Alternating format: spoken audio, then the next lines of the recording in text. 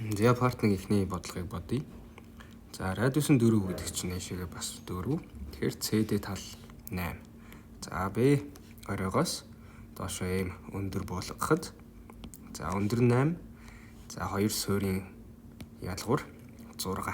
За тэгэхээр 8 6 10 гэдэг тэгш өнцөгт гурвалжин байна гэсэн үг. За одоо энэ чинээс эсрэг хоёр талуудын нийлбэр нь тэнцүү байх чанарыг ашиглана. За ямарваа тойрог багтаас нь 4 өнцгтийн эсрэг хоёр талуудын нийлбэр тэнцүү байдаг.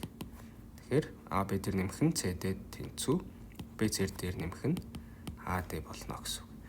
Тэгэхээр энэ ерөнхийдөө юу гэсэн үг юм бэ гэхээр 10 дээр нэмэх нь 8 гэдэг тал нь X, Y гэдэг хоёр талын нийлбэртэй тэнцүү гэдэг чинь ердөө энийг 2-оор үржүүлэхэд манай AB, CD 4 өнцгтийн периметр гараад ирнэ гэсэн үг.